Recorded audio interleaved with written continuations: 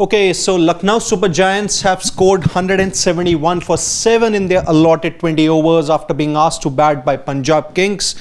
A good start for Aiden Markram after a couple of failures in the opening 2 games of LSG here. He got off to 28 of just 18 balls before being removed by the PBKS debutant Lockie Ferguson. Good knocks by Nicholas Pooran. Ayush Baduni also played a handy 41. But towards the end, it does look like that Lucknow Super Giants are maybe 20-25 runs short on what looked to be a sluggish Ekana wicket.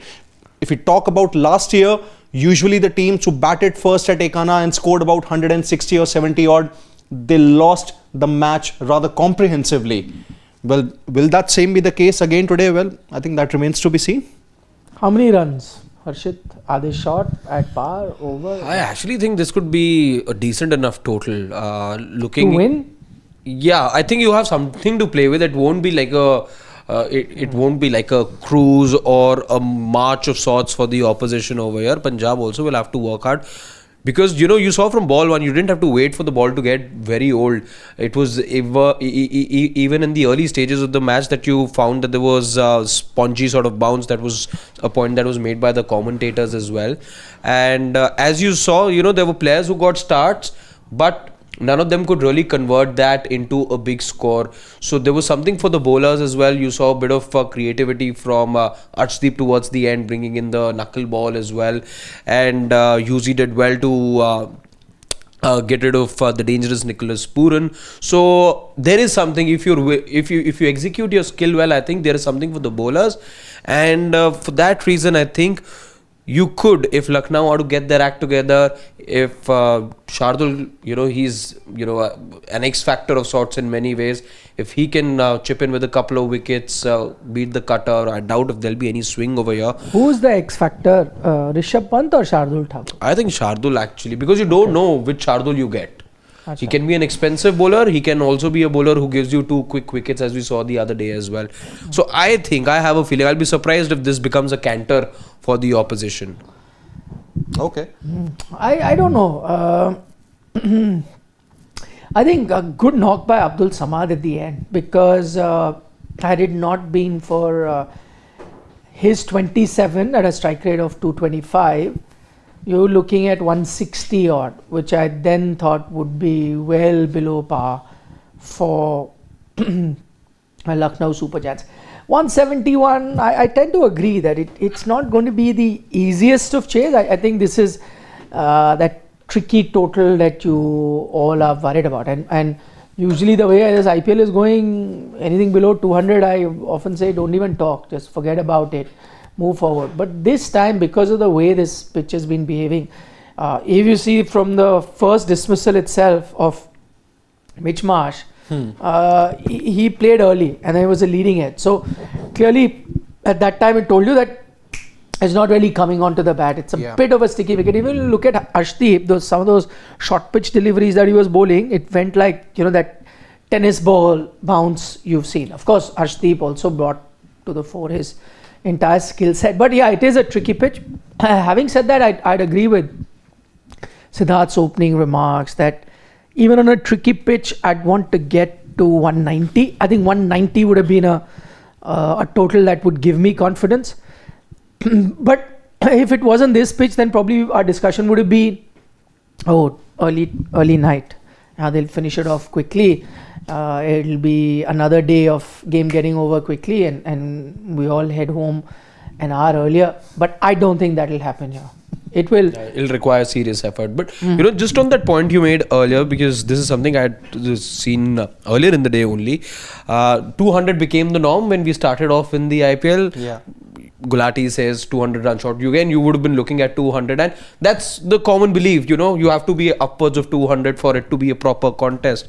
So the first 5 days of the IPL that we saw, there were 6 200 plus totals. The first 5, and the remaining 6, and the 6 days after that, so 11, 12 day that we are on, the 6 days that followed after that, you've not seen a single 200 plus total. So that's how much things have changed. You've played a match or 2 at every surface now. Interesting.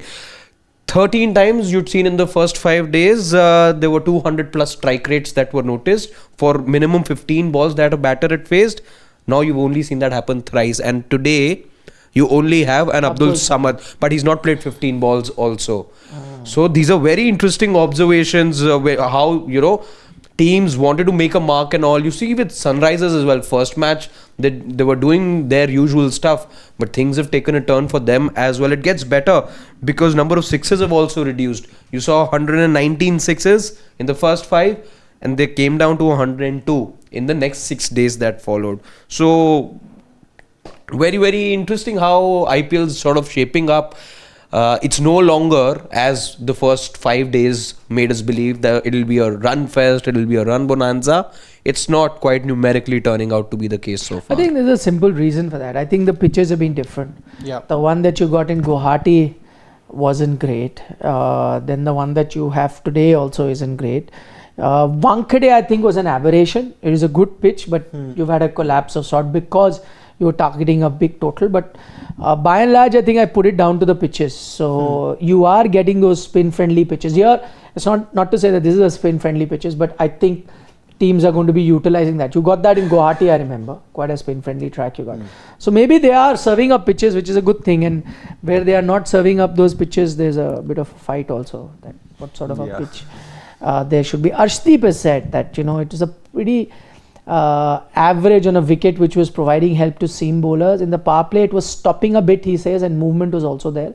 We could have hit the lengths a bit more. He still fails. Still asking for more, despite such a stunning performance. 3 wickets the man's ended with. See, that's with bowlers. Once they get to 3, you want to get to 5 maybe. You're just not satisfied. You heard it from the debutant yesterday in Ashwini Kumar. He said, 4 wickets I got, maybe, 5 would have been even better. But, it's good on Punjab Kings, and Shreyas Iyer, the captain, kept having the slips and 2 slips at most occasions. So they were also, being aggressive, targeting the Lucknow batters. What actually told me, even if you do not believe the analysis or your naked eye about the condition of the pitch, I think the sure shot way of telling that this pitch is not the best for stroke making is when a Nicholas Pooran bats 30 balls and ends up with a strike rate of less than 150.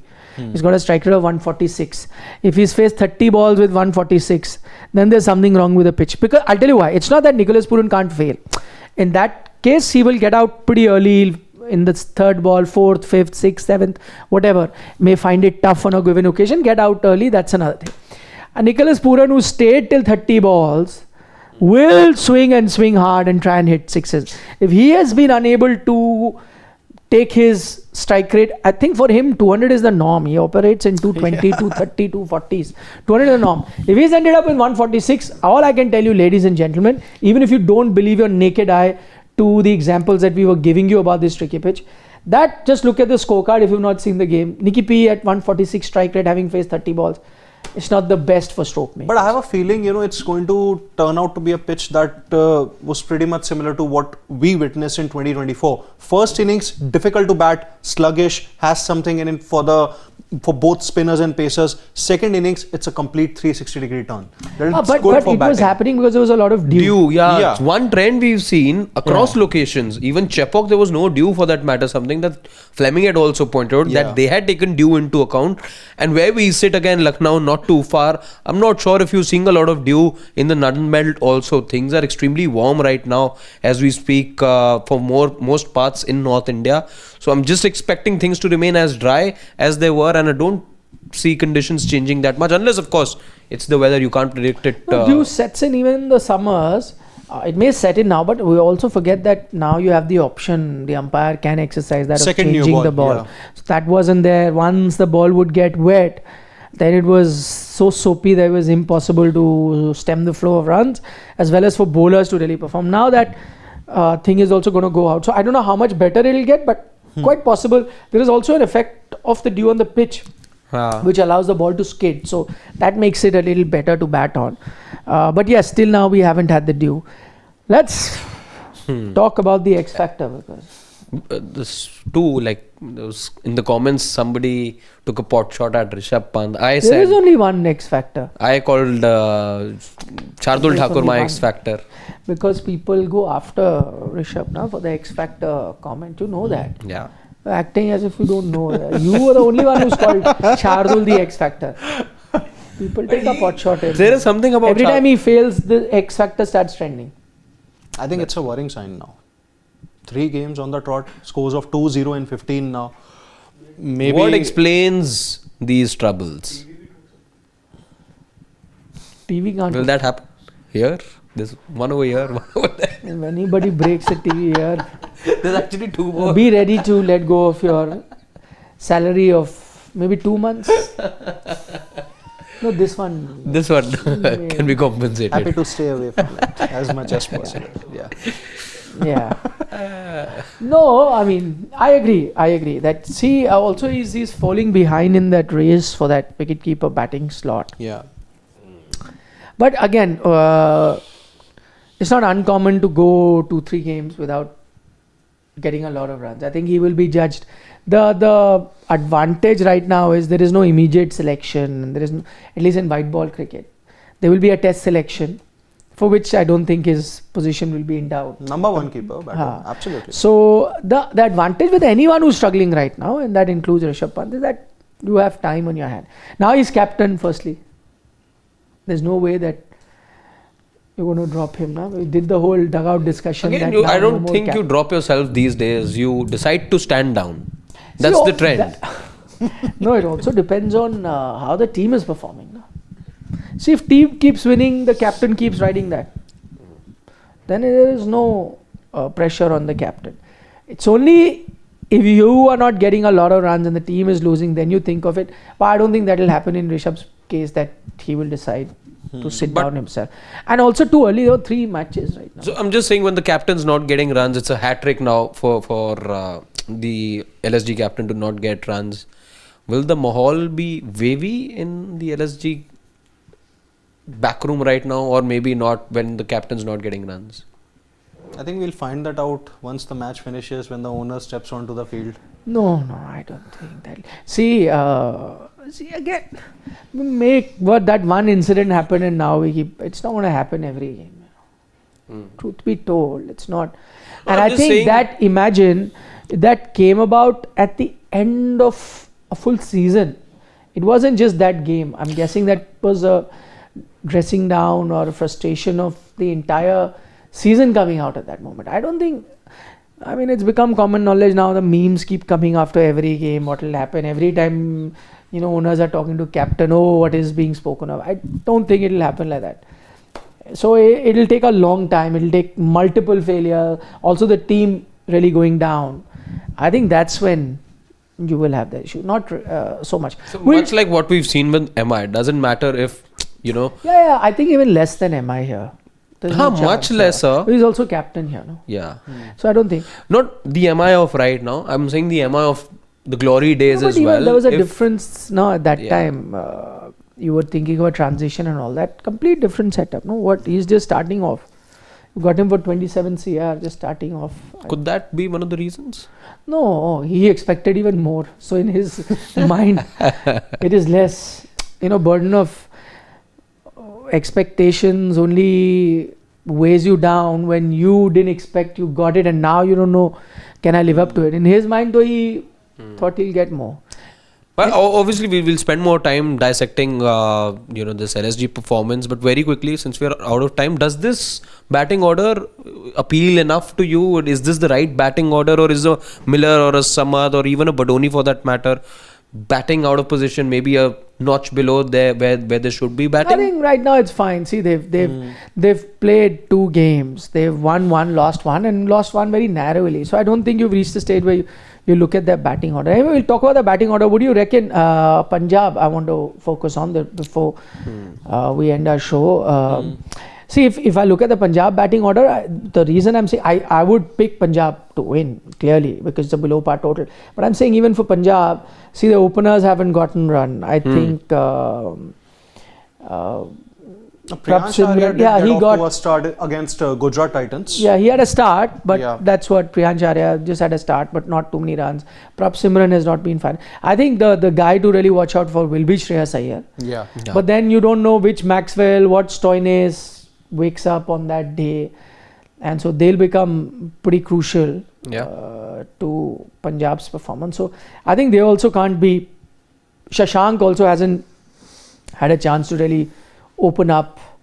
You've got the much highly rated Suryan Shedge, but even on a tricky pitch like this, how many of them can adjust? That's where experience comes into play. You A have lot of them Nehal are- Vadera also now. Yeah, all of them are stroke PBKS makers. debut. Stroke makers, but on this pitch. So let's see if they can balance that.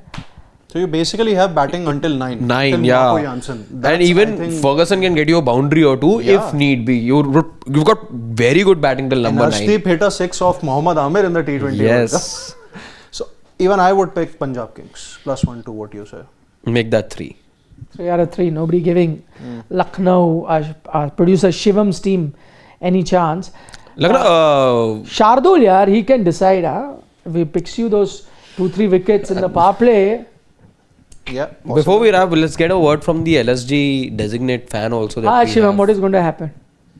I'm okay with this score, and I hope they will defend. Are you confident right now, or it's No, what's it like? our in-house LSG fan says he is okay with this score. He still feels they can defend it. Shot. Oof. Prab Simran. This is the sound of the bat that Sachin Tendulkar was talking about. Yeah. Okay. Nice ping. We'll see you end of the game. That's why we have a longer discussion. Look forward to your company then. And now enjoy Lord Shardul. Yeah. They've got 5 less runs to chase now, the Punjab Kings. Let's see where they finish at the end of 20 overs, 15, 16, whatever it is. Yeah. We'll be here. Sports Trader Studio. That's your destination. Boy. We'll see you. Bye-bye. Boy. 18.3, maybe a 6 wicket win. Should be okay. Prediction, obviously. Prabby boy.